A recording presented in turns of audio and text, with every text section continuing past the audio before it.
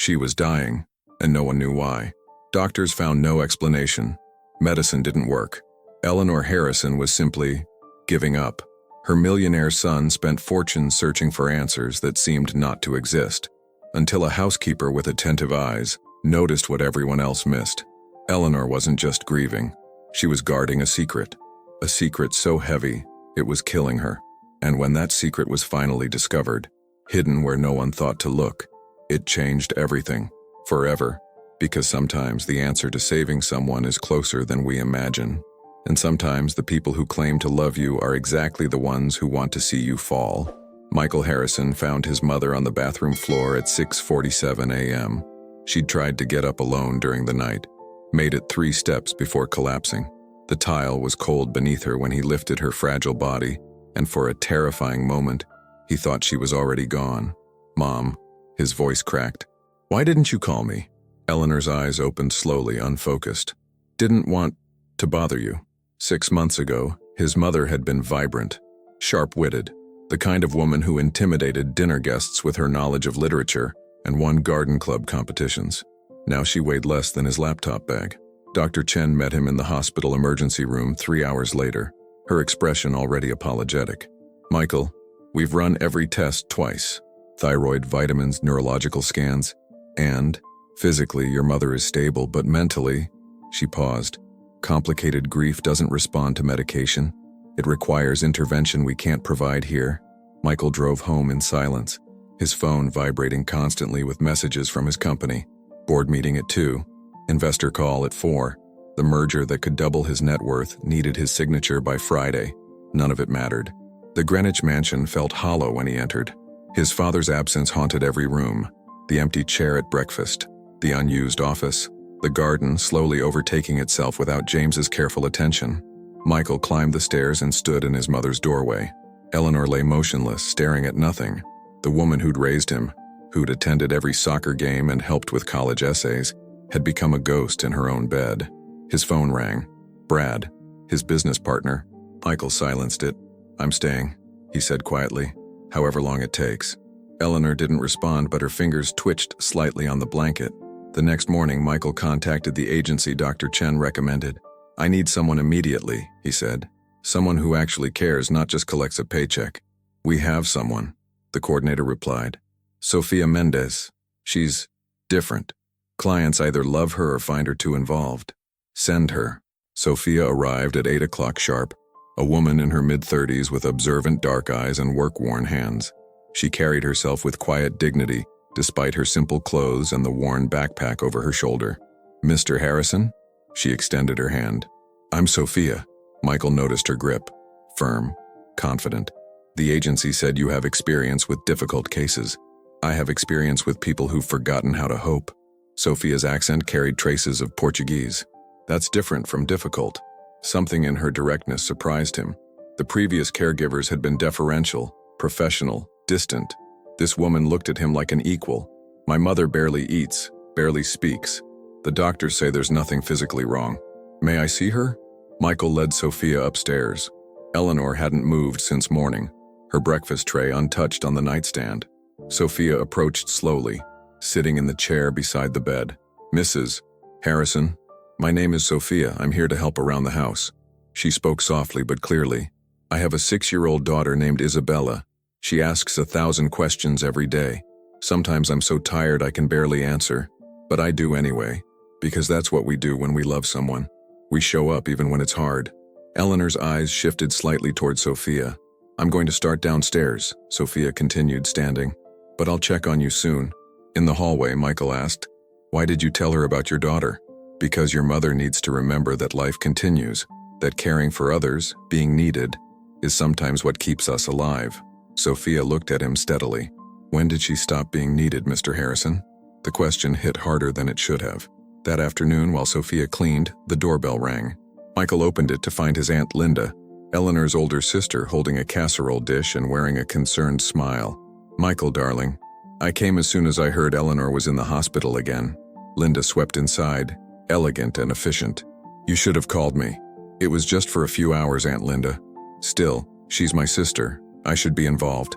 Linda headed upstairs without waiting for permission. "Has she eaten today?" Michael followed, something nagging at him. Linda visited frequently, always helpful, always concerned. So why did her presence suddenly feel heavy? In the kitchen, Sofia stood at the sink, motionless. She was staring out the window, but her expression suggested she was listening intently to the voices drifting from upstairs. "Everything okay?" Michael asked. Sofia turned, her face carefully neutral. "Yes, Mr. Harrison, just finishing the dishes." But her hands gripped the counter edge, and Michael noticed the tension in her shoulders. Something was wrong. He just didn't know what yet. Sofia returned 3 days later to find Linda already there, arranging fresh flowers in Eleanor's room with practiced care. "You must be the new housekeeper," Linda said, her smile warm but her eyes assessing. "I'm Linda, Eleanor's sister. I've been helping Michael manage everything since James passed." "Sofia Mendez." She set down her cleaning supplies. "Nice to meet you." "Brazilian?" Linda's tone remained pleasant. "Your English is quite good.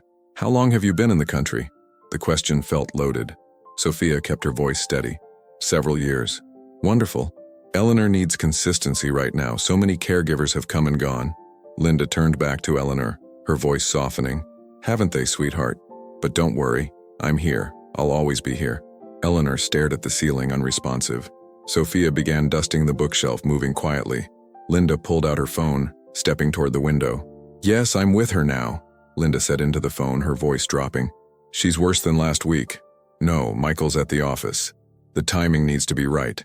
If she signs while she's like this, questions could be raised." I know. Just give it another month. She'll be ready." Sofia's hands stilled on a picture frame. She glanced at Eleanor, who showed no sign of hearing. Linda ended the call and turned, catching Sofia's eye. "My lawyer," Linda explained smoothly. "Estate planning is so complicated after a death. I'm trying to help Eleanor organize James's affairs, but she's too fragile to handle it right now. Maybe she needs time before making big decisions," Sofia said carefully. Linda's smile tightened. "Family matters are complicated, Sofia. I'm sure you understand." That evening, Michael arrived home exhausted. Sofia intercepted him in the kitchen. "Mr. Harrison, may I speak with you? Is it about my mother?" "Partially. I overheard your aunt on the phone today. She was talking about your mother signing something about timing." "Linda's helping settle my father's estate." Michael set down his briefcase. "It's generous of her, actually. She's been here almost daily since he died." "But shouldn't Mrs. Harrison have her own lawyer? Someone not connected to—" "Sofia," Michael's voice carried an edge. "I appreciate your concern, but you've been here less than a week. My aunt has been part of this family for 67 years. She loves my mother." Sofia stepped back, stung. "Of course, I apologize." After he left, she stood alone in the kitchen, torn. She'd seen this before. Powerful people surrounded by those who claimed love but sought advantage. The difference was that Michael couldn't see it because he'd never had to question family loyalty. But Sofia had learned long ago that blood didn't guarantee honesty. Upstairs, she heard Linda's voice again, sugary and soft. "Rest now, Eleanor. Don't worry about anything. Big sister will handle everything." Sofia made a decision. If Michael wouldn't listen, she'd need proof. She began paying closer attention to every word, every document, every interaction between Linda and Eleanor. Something was deeply wrong in this house, and she intended to find out exactly what. Sofia chose Friday for the deep cleaning. Michael would be at his office until evening, and Linda had mentioned a hair appointment in Manhattan. Eleanor would have peace, and Sofia would have time to search properly. She started with the windows, then the closet, working methodically through the room. Eleanor watched with dull eyes, barely tracking her movements. "Mrs. Harrison, I'm going to change your bedding," Sofia said gently. "Make everything fresh." Eleanor didn't respond. Sofia stripped the duvet, then the sheets. When she reached for the pillows, something felt off. The second pillow had an unusual weight distribution. She pressed it carefully, feeling a stiff rectangle beneath the padding. Her pulse quickened. She glanced at Eleanor, who had closed her eyes. Carefully, Sofia found the pillow's side zipper and opened it. Her fingers touched paper, an envelope, yellowed and sealed, hidden deep inside the filling. She pulled it free. The handwriting on the front made her breath catch. "For Eleanor, to be opened only after I'm gone. With all my love, James." Sofia's hands trembled. This was private, sacred. She should simply give it to Eleanor and leave the room. But Eleanor hadn't opened it.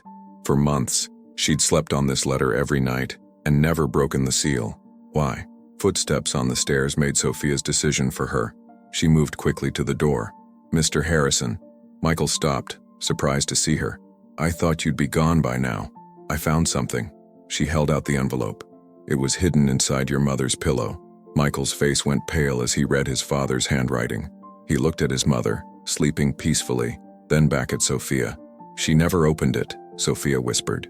"She's been sleeping on it all this time." "Why would she?" Michael's voice broke. "Why wouldn't she want to read his last words? Maybe she was afraid of what they'd say. Or maybe—" Sofia hesitated. "Maybe she thought she didn't deserve them." Michael stared at the envelope like it might explode. "Should we? It's addressed to her. But if it can help—" He met Sofia's eyes. "Would you stay? I can't do this alone." They sat by the window, and Michael carefully opened the seal. Inside were 2 pages, a handwritten letter and a bank statement. As they read, Sofia felt tears burning her eyes. The letter revealed everything. Eleanor's sacrificed dreams of Juilliard, the orchestra position she'd turned down when she became pregnant, James's guilt for allowing it, his secret savings account with $127,000 meant to give her a second chance at music. "She gave up everything," Michael whispered. "For me, and I never knew." A sound from the bed made them both turn. Eleanor was awake, staring at them with wide, horrified eyes. "You read it," she said, her voice stronger than it had been in months. "You had no right." "Mom, get out!" Eleanor's scream shattered the quiet. "Both of you, get out!" Michael stood frozen. Sofia touched his arm gently, guiding him toward the door. Behind them, Eleanor's sobs filled the room. Raw, broken, and full of 40 years of buried pain finally breaking free. Michael didn't sleep. He sat in his father's office until dawn, reading the letter again and again, each word cutting deeper. "I let her sacrifice everything. I was too afraid to lose her." His phone buzzed. 18 missed calls from the office. The merger deadline was Monday. He ignored them all.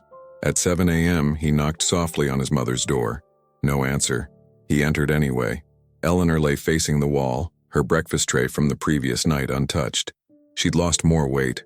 Her shoulder blades pressed sharply against her nightgown. "Mom, please. We need to talk about—" "There's nothing to discuss."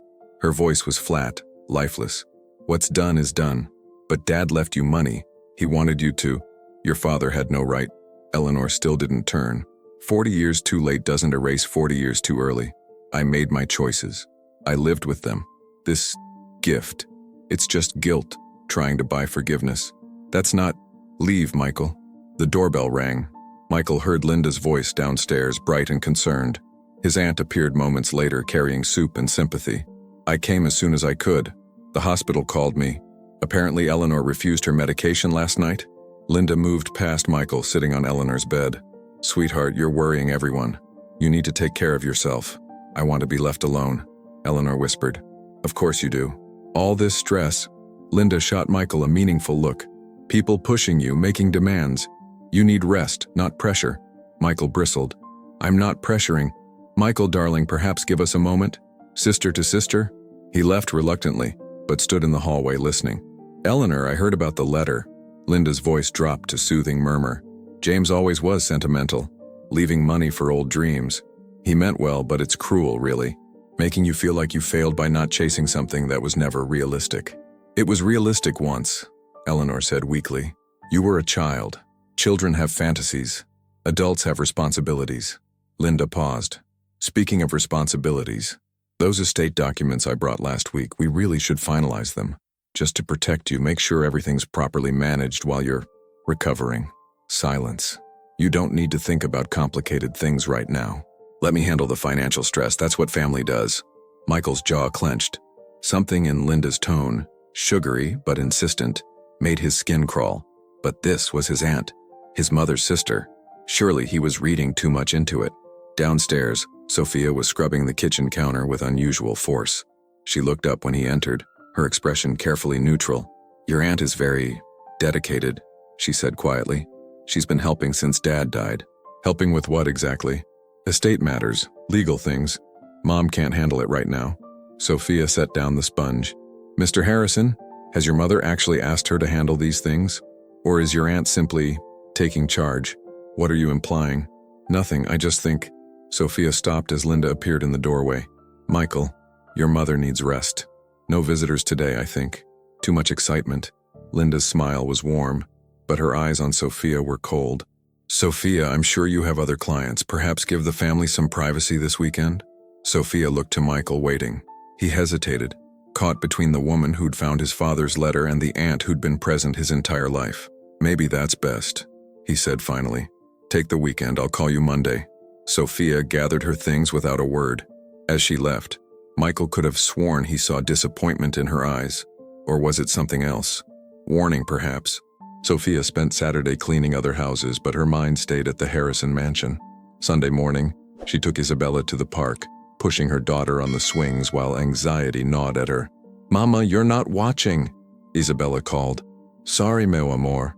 Sofia forced a smile. Swing higher, show me how brave you are. But her thoughts circled back to Eleanor's hollow eyes, Linda's sugary concern, Michael's willful blindness. She recognized the pattern, had seen it in Brazil when her own grandmother's caring neighbor had slowly isolated her, gaining control of finances until the old woman had nothing left. Monday morning, Sofia returned to find Linda's car already in the driveway. Through the window, she saw her aunt sitting beside Eleanor's bed, papers spread across the blanket. Just sign here, sweetheart. And here. It's simply to consolidate James's accounts. Makes everything easier for Michael. Sofia entered quietly. Good morning, Mrs. Harrison. Linda's head snapped up, irritation flashing before her smile returned. Sofia, I thought Michael gave you the weekend off. It's Monday. So it is. Linda gathered the papers smoothly. Eleanor's tired. Perhaps come back this afternoon. I'll work downstairs. As Sofia cleaned the first floor, she heard Linda on her phone in the study, voice low. Sofia moved closer to the door, which stood slightly ajar, dragging this out longer than expected. The Brazilian woman is a problem. She watches everything. No, Michael's too distracted with his company crisis to notice. Once Eleanor signs the power of attorney, I can move the funds without. The front door opened. Linda's voice cut off abruptly as Michael entered. Aunt Linda? I didn't know you were here. Just checking on Eleanor. Linda emerged, papers tucked under her arm. She's resting now. Poor thing barely has energy for conversation. After Linda left, Michael found Sofia in the kitchen. My mother ate something today? 2 bites of toast, Mrs. Harrison.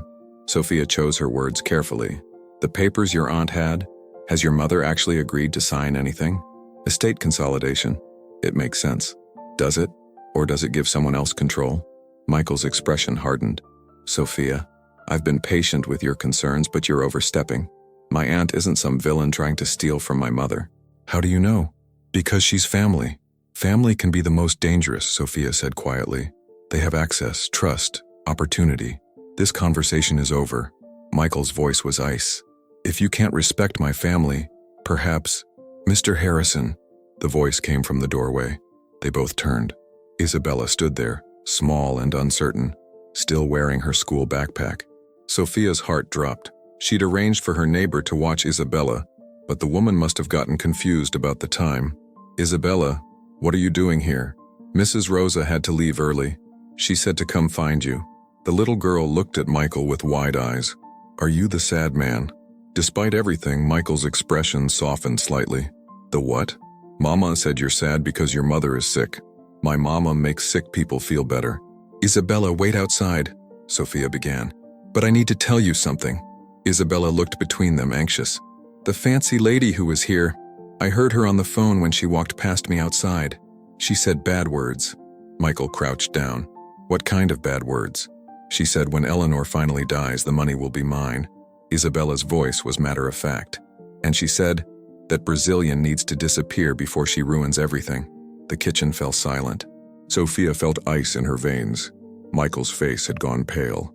Isabella, he said carefully, are you absolutely sure that's what you heard? The little girl nodded solemnly. She's a mean lady, Mr. Michael. I can always tell. The community center in Fairfield hummed with nervous energy.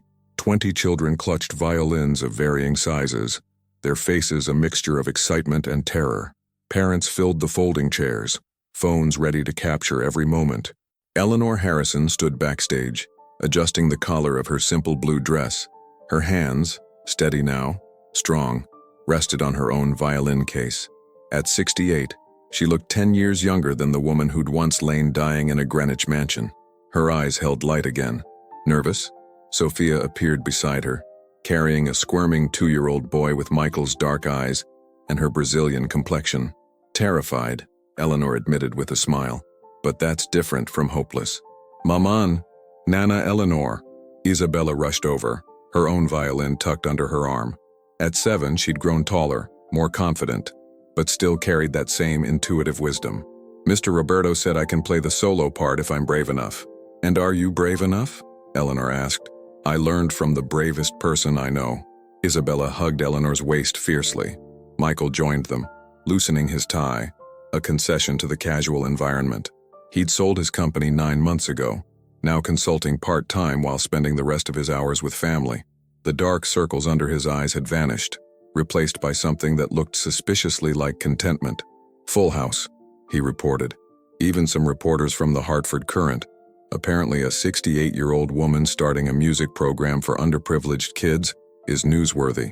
It's not about me, Eleanor said firmly. It's about them. It's about all of you, Sofia corrected gently. She shifted little James on her hip. It's about second chances and new beginnings. The past year had been anything but simple. After Isabella's revelation about Linda's phone call, Michael had finally listened. Truly listened. The investigation that followed revealed years of financial manipulation, forged documents, and a sister whose jealousy had curdled into something poisonous. Linda was facing fraud charges and they'd barely spoken since. The immigration crisis that followed, Linda's final vengeful act before her arrest, had been terrifying. 2 weeks of Sofia and Isabella living in legal limbo while Michael's attorneys worked frantically. His proposal had come during that chaos in the lawyer's office without a ring or romance, but with absolute certainty. Marry me, not to fix your papers. We'll fix those anyway. Marry me because I can't imagine my life without you in it. They'd married quietly 3 months later, with Eleanor playing at the ceremony and Isabella as their only attendant. Eleanor's recovery hadn't been linear. There had been setbacks, days when the weight of 40 lost years crushed her, when the violin felt foreign in her hands, when grief for James overwhelmed everything else. But Sofia had been there, steady and patient. And Isabella, with her off-key practice sessions and unshakable belief, had pulled Eleanor forward when nothing else could. The second letter from James, the one meant for Michael, had revealed even more painful truths. His father's admission of manipulation, of calculated selfishness, had shattered Michael's idealized memories, but it had also freed him to make different choices, better choices. 5 minutes, the stage manager called. Eleanor picked up her violin, and Isabella mirrored her. The little girl still played with more enthusiasm than skill, but she practiced every day with fierce determination. Ready? Eleanor asked. Ready, Isabella confirmed. They walked onto the stage together, the woman who'd found her voice again and the child who'd helped her find it. The other children followed, a chaotic parade of nervous energy and mismatched sheet music. Michael and Sofia took seats in the front row, James already asleep against his father's shoulder. Sofia reached for Michael's hand and he squeezed back. Thank you, he whispered. For what? For seeing what I couldn't. For refusing to give up on my mother. On me.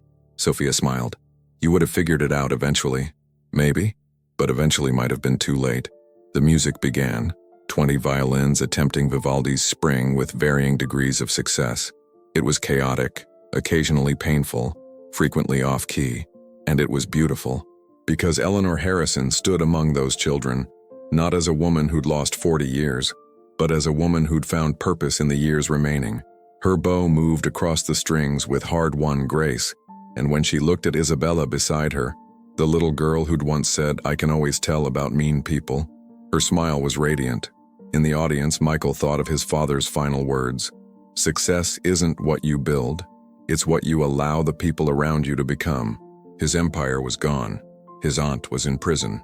His perfectly controlled life had exploded into beautiful chaos, and he'd never been happier. After the concert, as parents congratulated children, and Eleanor accepted praise with humble grace, Sofia found a quiet corner. She pulled out her phone, looking at a message she'd received that morning. University of Connecticut, Adult Learner Program. We're pleased to inform you that your application for the engineering degree completion program has been accepted. She hadn't told Michael yet, hadn't told anyone, After years of cleaning houses and setting aside her own dreams, the possibility of returning to engineering felt both terrifying and impossible. "You're going to do it, aren't you?" Sofia looked up. Eleanor stood there, violin case in hand, eyes knowing. "I don't know if I can. Isabella, James, the house, we'll help." Eleanor's voice was firm. "Do you know what I've learned this year? That watching someone you love pursue their dreams is even more fulfilling than pursuing your own. Let us help you, Sofia, the way you helped me."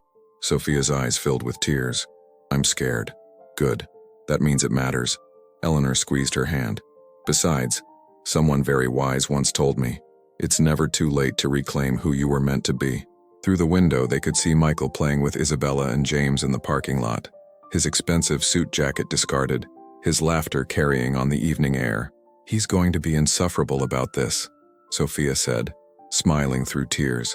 "He'll want to pay for everything, reorganize my entire schedule. He loves you. Let him show it his way. The way James loved you." Eleanor's expression grew soft. "Better, because Michael learned from his father's mistakes. He knows that love means liberation, not control. He'll support you without smothering you." They walked outside together, 3 generations of a family that had been broken and rebuilt. Michael looked up, saw Sofia's expression, and immediately knew something had shifted. "What happened?" "I got accepted. Engineering program." His face transformed. Pride, joy, concern, all flickering across it. "That's incredible. We'll need to adjust schedules, find better childcare. Maybe I can—" Sofia kissed him, cutting off his planning. "Yes, to all of it. But later. Right now, just be happy with me." "I'm always happy with you." Isabella tugged Eleanor's hand. "Nana Eleanor, did I play good?" "You played perfectly. Even the part where I messed up? Especially that part. Because you kept going." As they loaded into the car, Michael's practical minivan, a far cry from his former sports car, Eleanor looked back at the community center. The building was modest, the program underfunded, the results imperfect. But inside those walls, 20 children had discovered that music could be theirs, that dreams didn't have expiration dates, that families came in all forms, blood and chosen, conventional and chaotic. She thought of James, of his guilty money and his belated wisdom. She thought of Linda, whose bitterness had nearly destroyed them all. She thought of Sofia, who'd seen truth when everyone else saw only surfaces. And she thought of herself, not the young violinist who'd sacrificed everything, not the mother who'd lost herself in service, but the woman she was now, flawed, healing, purposeful. "Thank you," she whispered to the sky, to James, to God, to whatever force had brought Sofia Mendez into their lives. Michael caught her eye in the rearview mirror. "You okay, Mom?" Eleanor smiled, really smiled with her whole heart. "I'm more than okay, sweetheart. I'm exactly where I'm supposed to be." And as they drove through the Connecticut evening, Michael and Sofia in front, Eleanor between Isabella and sleeping James in back, she realized something profound. She'd spent 40 years believing her story had ended before it began, but it had simply been waiting for the right chapter to start. The end. Has this story touched your heart? Eleanor almost died carrying secrets she thought no one would understand. Michael nearly lost everything chasing the wrong definition of success. And Sofia risked it all to speak a truth no one wanted to hear. What about you? Are you carrying dreams you've buried so deep you've forgotten they exist? Are you so busy building an empire that you're missing what truly matters? Have you seen something wrong but stayed silent because it's not your place? It's never too late to reclaim who you were meant to be. If this story reminded you that second chances are real, that family isn't always blood, and that God uses the most unlikely people to work miracles, share it with someone who needs to hear it today. Comment below. What spoke to you most in Eleanor, Michael, or Sofia's journey? Subscribe for more stories that remind us that redemption, hope, and new beginnings are always possible, no matter how much time has passed. Because sometimes the answer to saving someone is closer than we think, and sometimes strangers see what family misses. Your story isn't over. It's just waiting for the right chapter to begin.